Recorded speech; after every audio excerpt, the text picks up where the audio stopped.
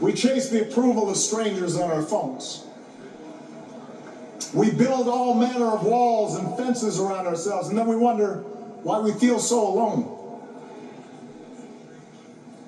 We don't trust each other as much because we don't take the time to know each other. And in that space between us, politicians and algorithms teach us to caricature each other, and troll each other, and fear each other. But here's the good news, Chicago. All across America, in big cities and small towns, away from all the noise, the ties that bind us together are still there. We still coach Little League and look out for our elderly neighbors.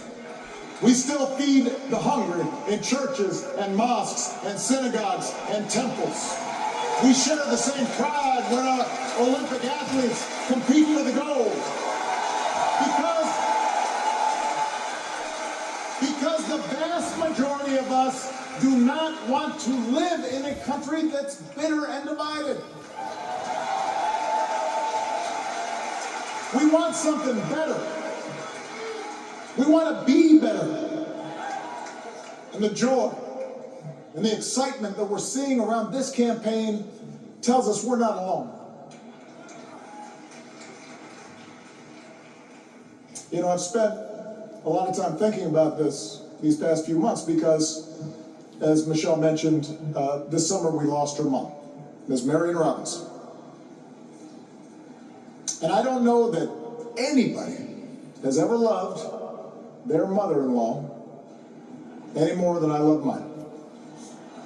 Mostly it's because she was funny and wise and the least pretentious person I knew. That, and she always defended me with Michelle when I messed up. I'd hide behind her.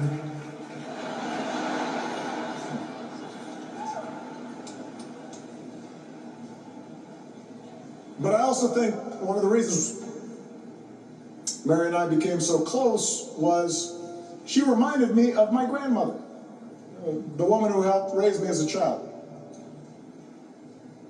And on the surface, the two of them did not have a lot in common. One was a black woman from right here, south side of Chicago, right down the way.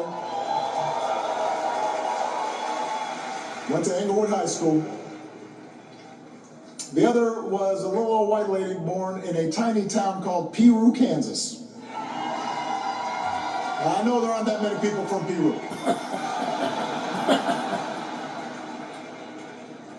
And yet they shared a basic outlook on life. They were strong, smart, resourceful women, full of common sense, who, regardless of the barriers they encountered, and women growing up in the 40s and 50s and 60s, they encountered barriers. They still went about their business without fuss or complaint and provided an unshakable foundation of love for their children and their grandchildren. In that sense, they both represented an entire generation of working people who, through war and depression, discrimination and limited opportunity, helped build this country. A lot of them toiled every day at jobs that were often too small for them and didn't pay a lot. They willingly went without just to keep a roof over the family's heads, just to give their children something better. But they knew what was true.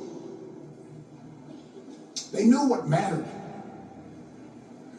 Things like honesty and integrity, kindness and hard work.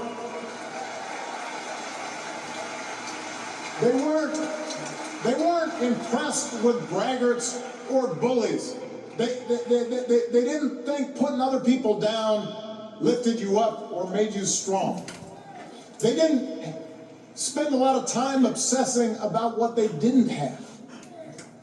Instead, they appreciated what they did. They found pleasure in simple things. A card game with friends, a good meal, and laughter around the kitchen table. Helping others. And most of all, seeing their children do things and go places that they would have never imagined for themselves.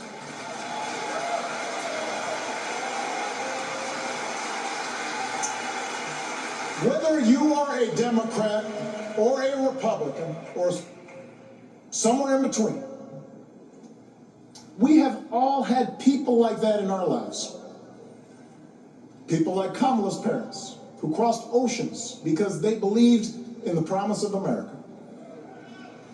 People like Tim's parents, who taught him about the importance of service. Good, hard-working people who weren't famous or powerful, but who managed in countless ways to leave this country just a little bit better than they found it. As much as any policy or program, I believe that's what we yearn for. A return to an America where we work together and look out for each other. A restoration of what Lincoln called, on the eve of Civil War, our bonds of affection. An America that taps what he called the better angels of our nature. That is what this election is about. And I believe that's why if we each do our part over the next 77 days, if we knock on doors, if we make phone calls, if we talk to our friends, if we listen to our neighbors, if we work like we've never worked before, if we hold firm to our convictions, we will elect Kamala Harris as the next President of the United States, and Tim Walz as the next Vice President of the United States.